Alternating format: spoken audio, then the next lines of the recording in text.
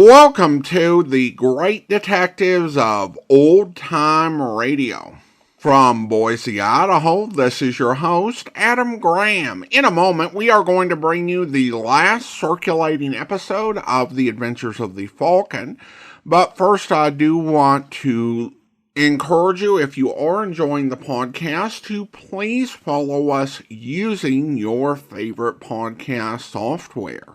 Our listener support and appreciation campaign continues. You can become one of our ongoing Patreon supporters for as little as $2 per month by going to patreon.greatdetectives.net.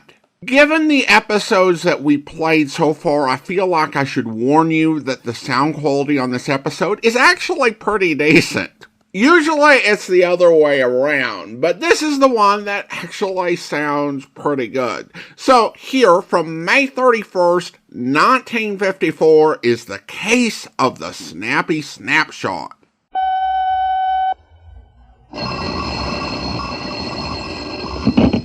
Hello? Yes, this is the Falcon speaking. Oh, Helen, I'm glad you called. I won't be able to make it tonight, Angel. Seems my client is having trouble with his competitors, and he wants me to give him the business.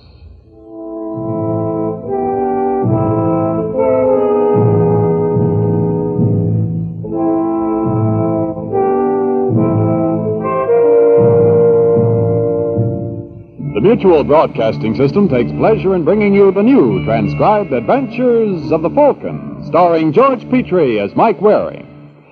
In just a moment, The Adventures of the Falcon. But first, now hear a Mutual Minute. One man's mystery may be another's poison, but on Mutual you can find mystery throughout the week to please any taste. If factual police action drama is your pleasure, then you'll want to tune in every week for Under Arrest and Crime Fighters. On Under Arrest, Police Captain James T. Scott pursues a twisted path of criminal activity to its inevitable conclusion. A man under arrest. Crime Fighters is a program that emphasizes the equal importance of all who wage war against the enemies of society. For people whose taste in mystery fare is for the unusual, the strange, and the eerie, there's Nightmare. Here every week you can hear the master of chills, Peter Lorre, narrate a tale of taut suspense.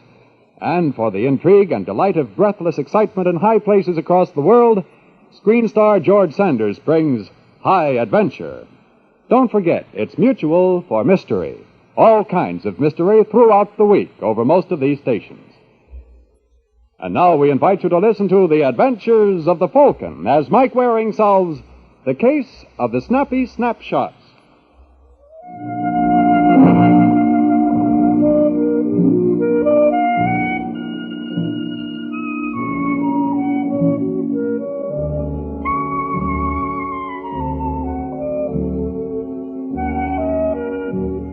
There's one thing you learn working as a private detective. Persistence always pays off. As a case in point, I give you the two gentlemen driving along the Bowery. They are the Kemp brothers, Walter and George. They run a private detective agency in town. You'd never guess to look at them. They're a couple of philanthropists, but no relief organization ever looked harder to find a worthy object of their charity than the Kemp boys. Slow down, George. See something, Walter? Yeah. How about that bum standing near the pawn shop? Kind of old, ain't he? What difference does it make? Stop the car. Hey, Pop. Hey, Pop, come over here, will you? You want me, mister, huh? Yeah. How'd you like to make yourself $5? I ain't looking for what. Up from 10, Walter. Here's what I'll do, pal. You come with us and I'll double it. What would I have to do? Oh, nothing hard. We'll explain it to you later. Nah, I'm not interested. You better get somebody else. Oh, you old bum. You hit me, I'll close up. All right, let him go, Walter. All right, beat it. Go on before I poke you one. All right, George. Now, wait a minute, Walter. How about that character over there? What character? Sleeping in the hallway. See him? Yeah. Better cut your motor. Okay, let's go. Keep your eyes peeled for a cop. Hey, buddy. Buddy. Let me go, will you? Would you mind? Get up off that floor. I ain't doing nothing, mister. I'm just trying to grab a little snooze. Have to find some other place. Okay. Hey, wait a minute. I'm just thinking maybe my brother and I could use you. How would you like a nice, steady job with easy hours and all expenses on the house? Why pick on me? Because you look like the kind of a man we want. What's your name? Paul Ziegler. Glad to meet you, Paul. My name is Walter Kemp. This is my brother, George. Yeah, hi. Hurry up, Wally. Look, Paul, you got any family? No. Where you from? Philadelphia. Any friends in town? No? Oh, that's swell. I suppose you come along with us.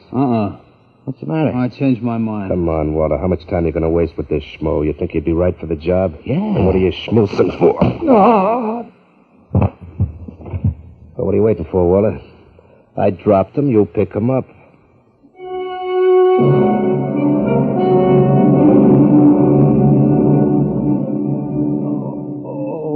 Stubborn too, Walter. Okay, George, you better beat it. What for? You don't think he'll want to play ball if he sees you here, especially after the way you socked him. All right, I'll meet you at the house. Don't wait up. I may be late. Hello, Paul. How do you feel? Who the devil are you? Walter Kemp, you remember? You the one who slugged me? Nah, that was my brother. Where is he? Now, take it easy. George is a little hot-headed. Yeah, well, nobody's pushing me around. I didn't mean to. He just lost his temper. After all, he offered you a job for $60 a week. $60 a week? That's right. For how long? As long as you want it. Maybe after the first month, there might even be a little raise. What would I have to do? Well, practically nothing. You see, my brother and I run a little detective agency. We specialize in divorce cases. What do you mean? Well, suppose you were married to some dame you didn't like. We furnish the evidence that she's seeing some other guy on the side. Oh, but what if she ain't? Then we manufacture it. I don't get you. Look, we got a case in the office right now. That's what we wanted you for. My client is married to a gal named Phyllis Howard. Phyllis Howard? That's right. And just because my client's got a couple of bucks, she won't let him go. So we're going to fix it so she's got no choice in the matter. How? Well, tomorrow morning around 6 o'clock, we'll get you into her apartment through a window. Her husband will be waiting on a fire escape with a camera. Now, all you got to do is put your arms around her while he takes a picture. And I get $60 for the job? That's right. Ain't enough. I want 100. Drive an awful tough bargain. Now, you heard me. You ain't dealing with some chump, you know. I want $100 or it's no deal. Well, since it's all set up for tomorrow, okay. Now, wait a minute. That ain't all. I ain't going to this Phyllis's apartment in these clothes. Don't worry about it, Paul. As long as I know we can count on you, we'll have you dressed to kill. Now, what could be fairer than that?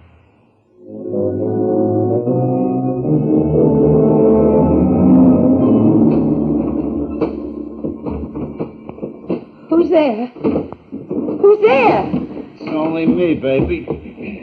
What are you doing in here? Came up to see you. Wasn't that nice of me? Get out. Ah, now you don't really mean that, Phyllis. Who told you my name? One of your admirers. Hey, you know something?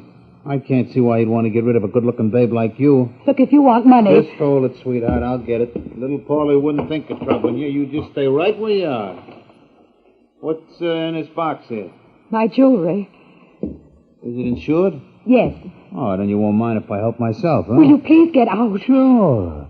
Oh, I almost forgot. There was something else I came for. Come here, baby. All I want is one kiss. Let go. Now, don't fight, old Paul, honey. This ain't gonna hurt a bit. Let go. Come on, Phyllis, give. Who knows? You may even get to like it. Don't let go of me. I'll... Mister. No. No.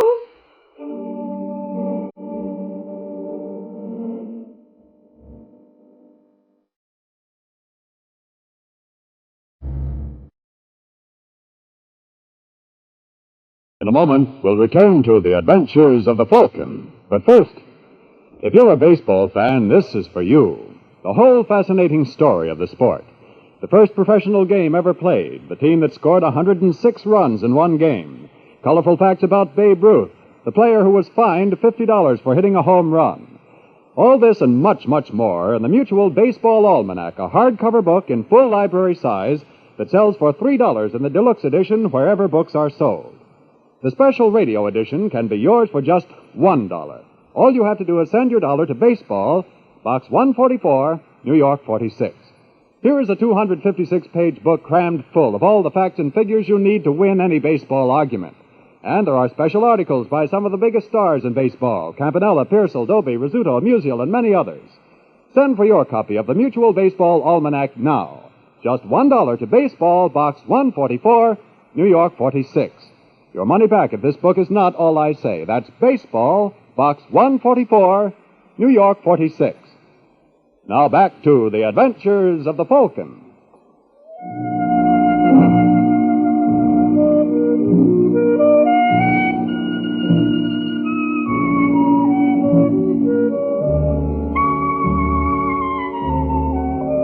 3 hours later, I was awakened from a beautiful dream by the doorbell.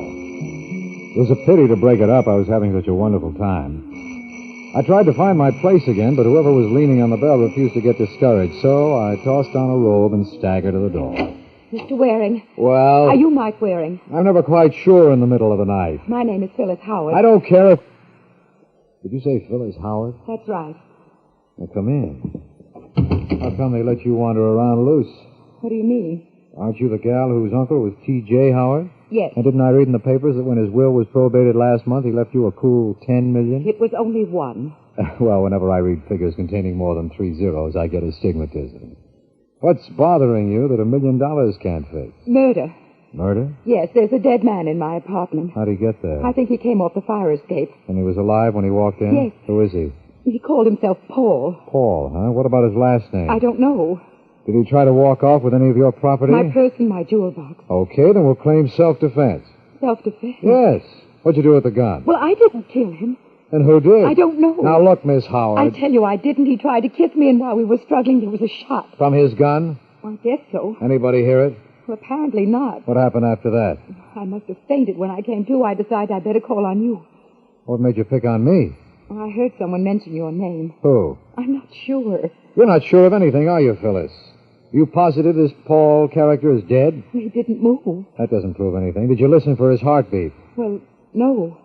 And suppose we go over to your place and try it. I got a wonderful ear for that sort of thing.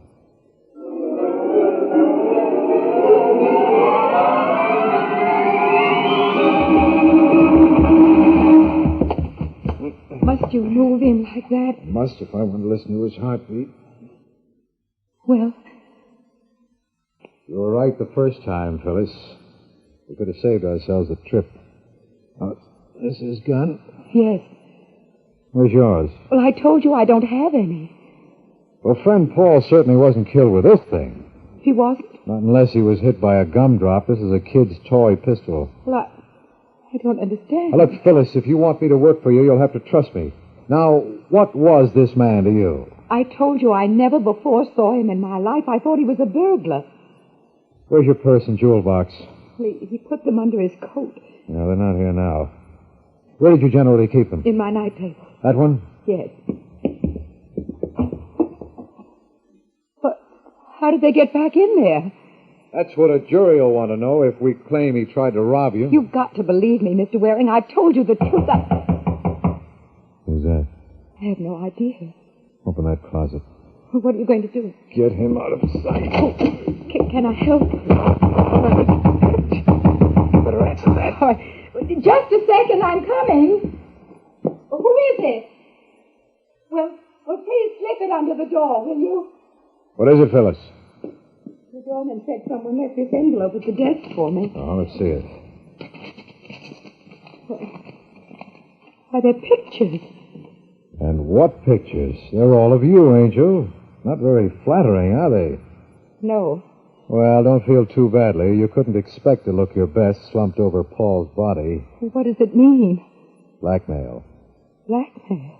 Well, these aren't the kind of snaps you'd send out for publicity purposes. Well, shouldn't there be a note with them? Not necessarily. Whoever is running this racket could always get in touch with them. Yeah, that's one way to do it. You better let me in. Hello? I'd like to speak to Miss Phyllis Howard, please. Who's calling? Carlos Dario.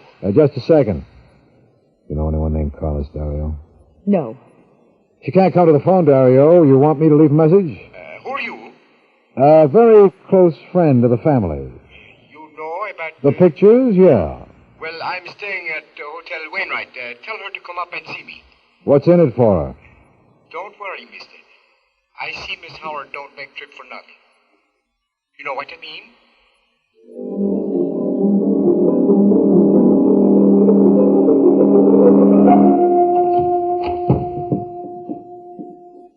That you, George? Well, it ain't Sergeant Friday. Get out of my way. What's up? I gotta call our client. Do you mind? Well, you know he left strict instructions you were to shadow the Howard thing. Well, she just left for Dario's apartment. So what? So she wasn't alone. She had an escort, a fellow named Mike Waring. Quit your kid. Oh, don't be a jerk. You think she hired Waring? Now, what does it sound like to you? She wasn't supposed to. She told me a girl in her position would pay right off. Told me there wouldn't be any trouble. Now, what did you want? Guarantees? You gotta do something, George. If you let go of my coat, I will. Now, let me have that phone. No, I don't mean calling a client. We gotta get out of Now, this. will you shut up? I told you I didn't like the idea in the first place. Remember? And I said shut up. Now, hand me that phone.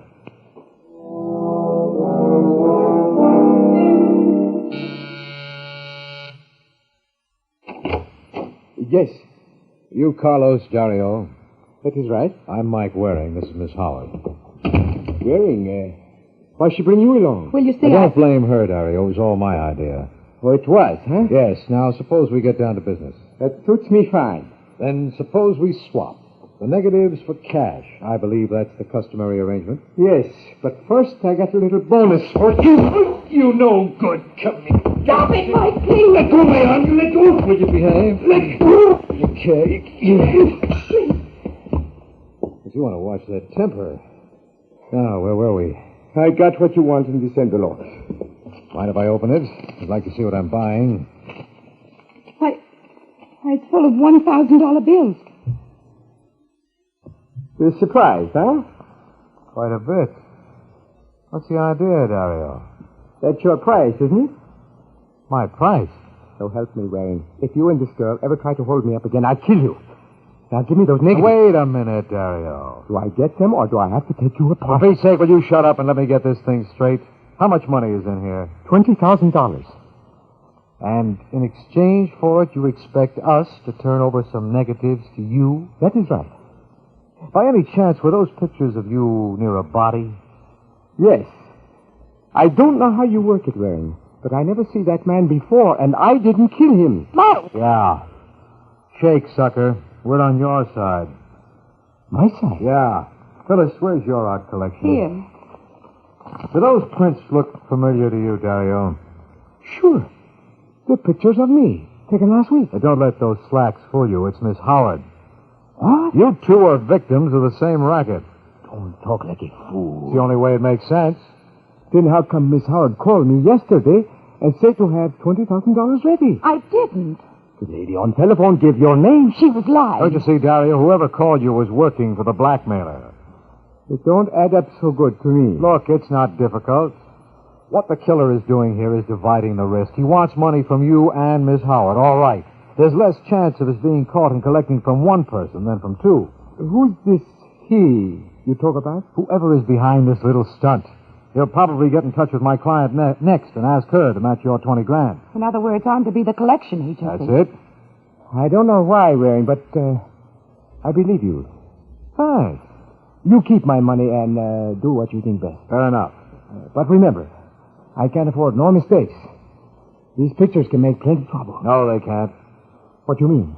Take a good look at this one of Miss Howard slumped over the body. Now, you can recognize Miss Howard, all right, but you can't make out the face on the corpse. So instead of a body, it could have been a wax dummy. But it was not. We know that, but we don't have to admit it. The only way the blackmailer can prove us liars is to produce the body. What do you mean? You going to get rid of him? That's right. But how? Leave it to me, Phyllis. I think I know the boy to handle it. Let's keep our fingers crossed.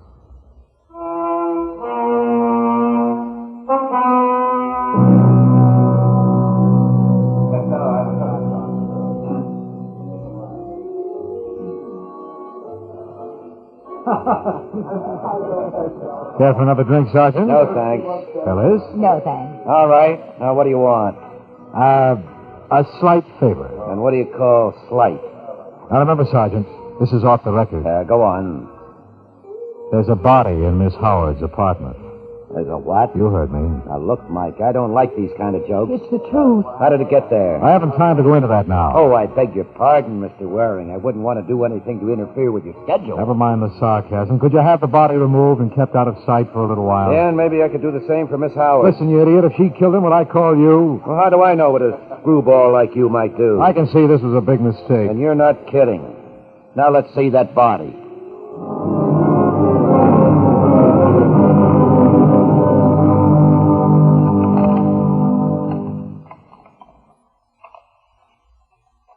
You've got to believe me, Sergeant. I didn't kill him. We'll let the DA decide that. Come on now, open up that door. Well, where is he? In the bedroom closet. All right, Miss Howard. Lead the way. Now, for the last time, I'm asking you, The Sergeant. answer is still no. He's in there. Oh, Mike. Steady, baby. You want some help, Corbett? No, you've done more than your share of... Okay, Mike, what's the idea? What's the matter? Well, you're a great little clown, aren't you? How would you like a punch in the nose? What are you talking about? That ain't no stiff. It's a wax dummy. What? All right, kiddo. I give up. What's the joke?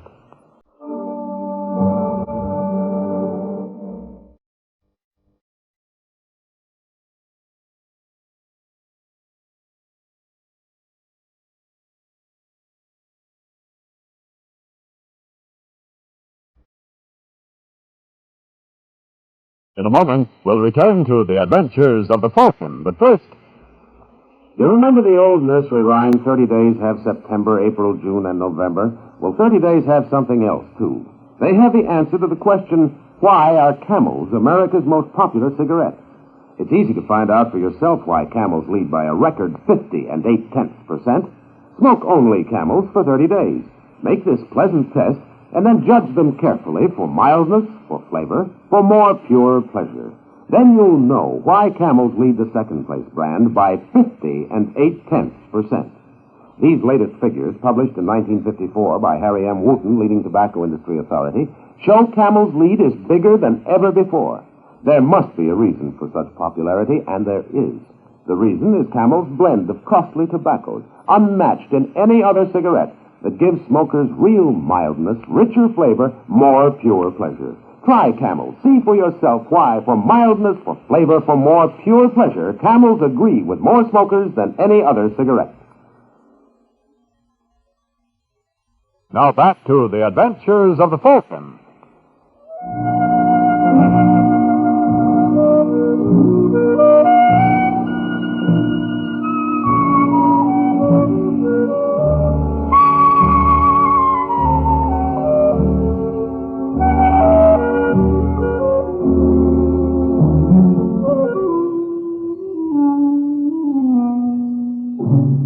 A young fellow named Disraeli once wrote, "What we anticipate seldom occurs. What we least expect generally happens." And that best describes my feeling on seeing Sergeant Corbett haul a wax dummy out of Phyllis Howard's closet. And then it took me 25 minutes of fast ad-libbing to get the sergeant out of the apartment. Did he go, Mike? Yes, but his feelings were awfully hurt. I don't think he likes me anymore. What am I going to do? Not a thing. I'm perfectly happy the way things are. The next move is up to the killer. He's got to get in touch with you if he wants to collect. But it may be days before... Mike. You better let me in. Hello? Hello. Is this Mr. Waring? Who wants to know? The name is unimportant, sir. I'll answer to anything you choose. Okay, suppose we call you Prince. I once had a dog by that name. I think you're annoyed with me. You blame me? What was the idea of switching a dummy for the stiff? You didn't approve of my little joke? I don't see the point. I was just anticipating your move on behalf of Miss Howard. I put myself in her place. Did you like it? Not particularly. She's in a pretty awkward spot. How much will it cost you to get off? I'm asking $20,000 for the negatives. What'll you take? I don't believe in haggling, sir. You heard my price. Okay, Prince. It's a deal. Look, I'll send a boy around for the money. Oh, I wouldn't have him followed, Mr. Waring. The consequences would be unpleasant. You'll have the $40,000 ready. 40,000. The other 20 I referred to as Mr. Dario's contribution. Who? Carlos Dario. Never heard of him. There must be some mistake. I was informed that Mr. Dario gave the money to you. Well, your informant gave you a bum steer. Mr. Waring, I always insist on what's coming to me. And I'd like to see you get it. I warn you, sir, if this is a childish attempt at fraud, you'll regret it. Well, Phyllis, that was Prince. But you told him you didn't receive any money from Dario. Uh-huh. What are you up to? It's perfectly simple, Angel. Any dollar I give that man is money thrown down the sewer. Well, 20 grand is an awful big hunk of change to toss away like that. But that money doesn't belong to you. You're looking at it the wrong way, Phyllis. It's bound to cost Dario 20 grand anyway. Now, I'm sure he'd rather it wound up in my pocket than in Prince's. You don't realize what you're saying. If this Mr. Prince thinks that Dario is holding out on him, there's no telling what he might do. He might even kill him. You know something, Phyllis? I never thought of that. What do you say we just put it out of our minds?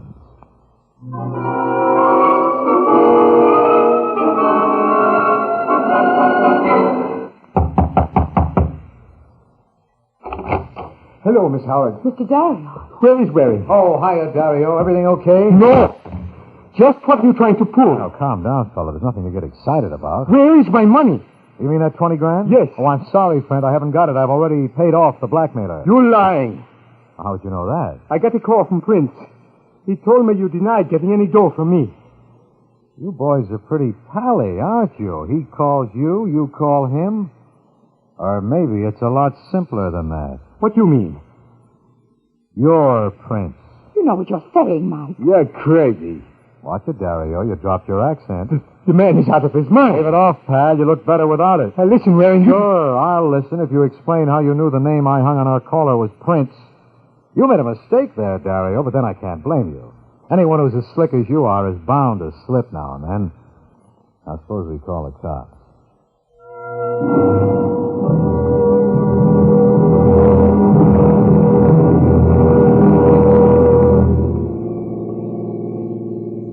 Mike. Huh? I wish you'd explain something to me. When did you first suspect Dario? Well, when we found the body of Paul gone and that dummy in his place, he should never have moved it. The only ones who knew what I intended to do with the body were you and Dario. And I know you didn't blab. But why did he give you the money then? Oh, that was a beautiful piece of work, Angel. You see, Dario doped out this blackmail stunt. And by pretending to be a victim himself, no one was supposed to suspect him. When he gave me that $20,000, he knew he was bound to get it back, plus another 20 of yours. And this Paul he sent to my apartment? That was some schnook that Dario's confederates lined up for the occasion. And Dario wasn't alone in the plot. No, this took an organization. He had a couple of boys working for him named Walter and George Kemp. They got Paul for him. When Paul climbed into your room last night, Dario was on the fire escape. And while the two of us were battling, He shot him. And then when you keeled over in a faint, we went to work with the Camel. now you've got it. Now that I have, what am I supposed to do with it? Well, you can always tell your children about it some rainy day. But to have children, I first have to be married. It's customary. But if you decide against it, promise me one thing. Let me handle the adoption papers. Good night, Angel.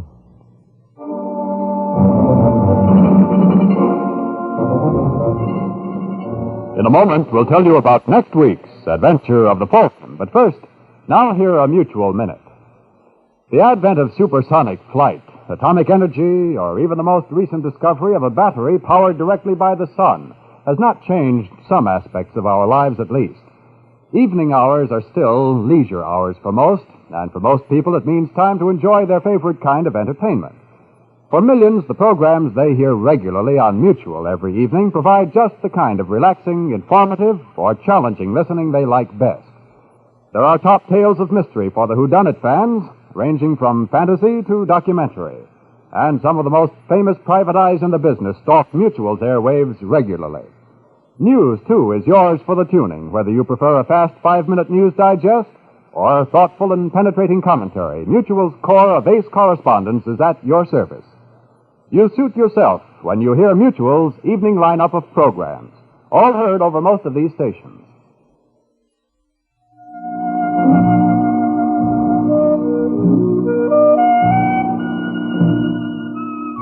The Case of the Handy Helpmate. That's the title of next week's Adventure of the Falcon, and Mike Waring learns that what some wives will do for their husbands, is murder. The Adventures of the Falcon was presented by the makers of mild, flavorful Camel, America's most popular cigarette, in cooperation with the Mutual Network. The Adventures of the Falcon is based on the famous character created by Drexel Drake, produced and transcribed by Bernard L. Schubert, written by Eugene Wang. George Petrie was starred as the Falcon, Chuck Webster as Sergeant Corbett. This program is fictional, and any resemblance to actual persons, living or dead, is coincidental. Russ Dunbar speaking.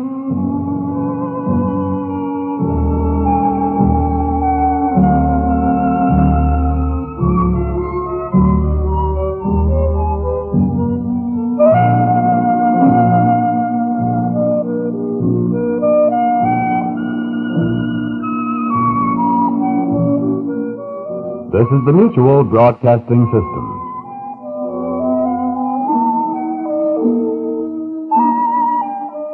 Welcome back. A really good episode, and I'm so glad it exists. It's nice to have one episode where you can hear everything, including the closing credit.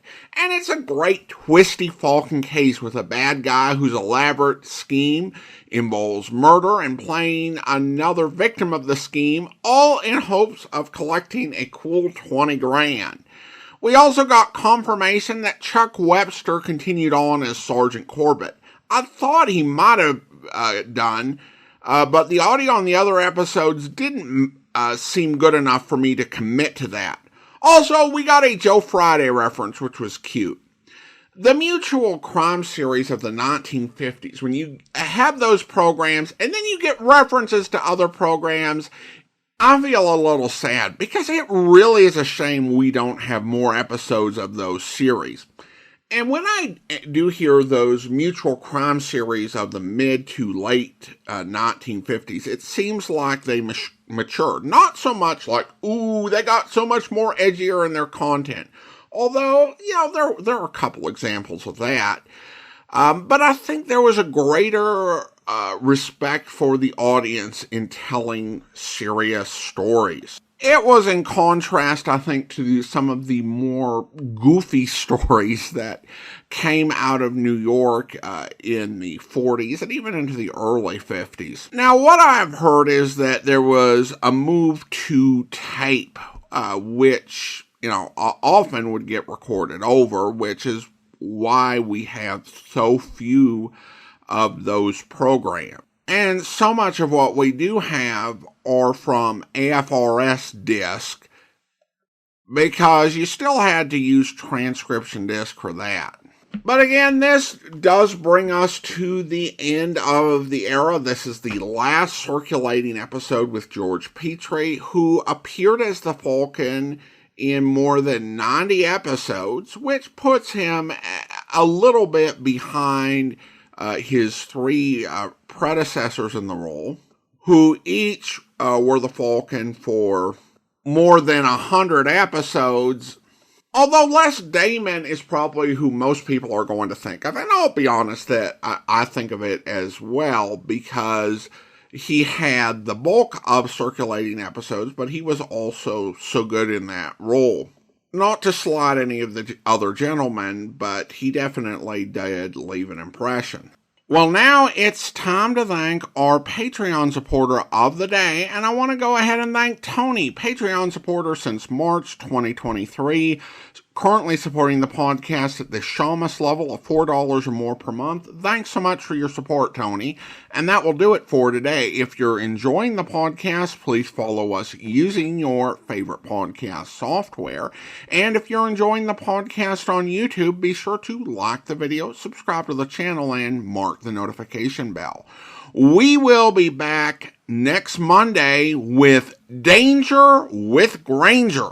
But join us back here tomorrow for Charlie Chan, where... Attention, please. Father has completed hurried investigation. Go ahead, Pop. I have something to tell you. I've got a clue. Very good. Dead man before us was one of two men who robbed house. Fought with companion and injured same. Note broken knuckles and wrench in hand. Mm-hmm. Was stabbed with knife and left for dead. Crawled to telephone and called police. Anything else, Pop? Extremely odd clue. Bruises on neck of dead man are moist with chemical. Most probably nitroglycerin. Same used to open safe. Escaped thief and murderer had nitroglycerin on hands. Right. Not only did he leave nitroglycerin behind, Pop, but one of his tools. I found on the piano. Look, it's my clue. Ah, excellent. But this not burglar equipment, son. This tuning hammer for piano. Used by piano tuners. Tuning hammers? Gee, I bet it's Judy Carroll's, the blind girl. You remember her, Pop? What a funny coincidence. If this is the piano she tuned this afternoon. Silence. Got an idea, Pop? This bankrupt brain entertains odd thought. During investigation of recent burglaries, one interesting fact noted. What, Pop? That prior to each, piano in house was tuned. I hope you'll be with us then. In the meantime, send your comments to box13@greatdetectives.net. Follow us on Twitter @Radio Detectives and check us out on Instagram, instagram.com/greatdetectives. From Boise, Idaho, this is your host, Adam Graham, signing off.